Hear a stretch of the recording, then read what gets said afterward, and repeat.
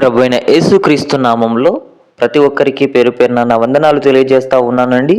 ఈరోజు దేవుని వాగ్దానం అపోస్తుల కార్యములు 4వ అధ్యాయము 12వ వచనము. మరి ఎవని వలనను రక్షణ కలగదు, ఈ నామముననే మనకు రక్షణ పొందవలెను గాని ఆకాశము క్రింద మనుషులలో ఇయ్యబడిన మరి ఏ నామమున రక్షణ పొందలేము అనెను. హల్లెలూయా.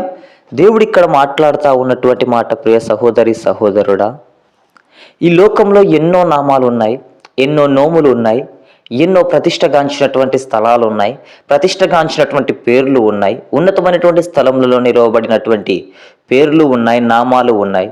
అయితే దేవుడు సెలవిస్తూ ఉన్నటువంటి మాట, ఆయన వల్ల మాత్రమే మనకు రక్షణ. హల్లెలూయా.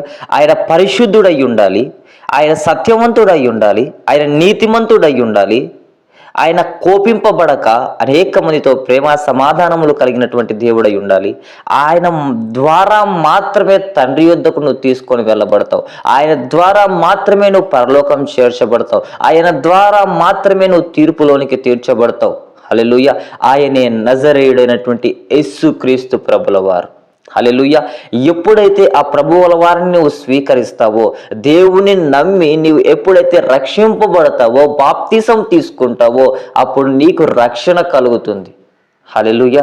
ఈరోజు పాత రోత జీవితాన్ని నువ్వు ఎప్పుడైతే వదిలిపెడతావో, ఎప్పుడైతే ఆయన సన్నిధికి వచ్చేసి నువ్వు పాప క్షమాపణ కలిగి జీవిస్తావో, రక్షింపబడినటువంటి పిమ్మట దేవుడి వారసుడిగా వారసురాలుగా చేయబడతా ఉన్నావు. హల్లెలూయా. ఈరోజు దేవుడు సెలవిస్తా ఉన్నటువంటి మాట, ఈ మనుషులలో లోకంలో చాలా నామాలు పెట్టుకొని ఉన్నారు. నేనైతే పేర్లు చెప్పలేను, కానీ ప్రతి ఒక్కరికి కూడా తెలిసే ఉంది. ఎన్నో నామాలు కలిగి జీవిస్తూ ఉన్నారు, కానీ ఆ నామములలో రక్షణ లేదు. హల్లెలూయా. అయితే యేసుక్రీస్తు ప్రభుల వారు మాత్రమే నిన్ను రక్షించే దేవుడై ఉంటా ఉన్నాడు. నీ కోసం ఆ కల్వరిగిరిలో ప్రాణము పెట్టినటువంటి దేవుడై ఉంటా ఉన్నాడు. హల్లెలూయా. ఈరోజు దేని చేత నువ్వు లోకంలో బానిసైపోయి బ్రతుకుతా ఉన్నావో, ఏ దాని చేత అయితే నువ్వు కొట్టమిట్టాడుచు ఉన్నావో, అయితే దేవుడు మాట్లాడుతూ ఉన్నటువంటి మాట, ప్రియ సహోదరి సహోదరుడా, దేవుడు నీతోనే ఈ రోజు మాట్లాడుతూ ఉన్నటువంటి మాట, నేడే రక్షణ దినము. హల్లెలూయా. ఈరోజు రక్షింపబడాలనేసి దేవుడు కోరుకుంటా ఉన్నాడు. నువ్వు రక్షణ లేక బయట ప్రపంచంలో ఎలా అంటే అలా తిరుగుతూ ఉన్నావేమో.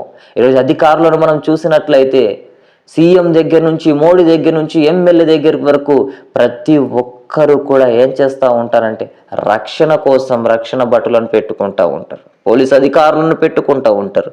ఏదానికోసం వారి మీదకి ప్రమాదం వస్తుందేమో అనేసి. హల్లెలూయా. అయితే నీ శరీరానికి ప్రమాదం వస్తుంది అనేసి నీవు అంత జాగ్రత్త పడతా ఉన్నావే. ఈరోజు లోకంలో ఉన్నటువంటి ఓ మనుష్యుడా, దేవుడు మాట్లాడుతూ ఉన్నటువంటి మాట, ఈ లోకంలో నీ శరీరానికి కావలసినటువంటి ప్రతి దాని కోసం నువ్వు రక్షణ కలిగి జీవిస్తూ ఉన్నావే. నీ ఆత్మ పట్ల నువ్వు ఎలా జీవిస్తూ ఉన్నావు? హల్లెలూయా.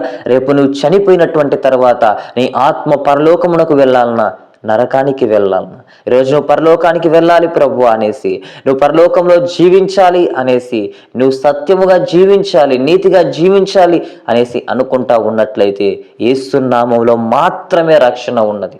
హల్లెలూయా. ఎప్పుడైతే నువ్వు యేసు నామము నిజమైనటువంటి దేవుడు, యేసు నామములో స్వస్థత ఉంది, యేసు నామములో నాకు ప్రతిదీ విడుదల ఉంది అనేసి నువ్వు ఎప్పుడైతే నమ్మి విశ్వసిస్తావో, ఆ రోజు నీకు రక్షింపబడతావు. హల్లెలూయా. అయితే నువ్వు రక్షింపబడినటువంటి పిమ్మట ఆయన ప్రియ కుమారునిగా, ప్రియ కుమార్తెగా తీర్చబడతావు.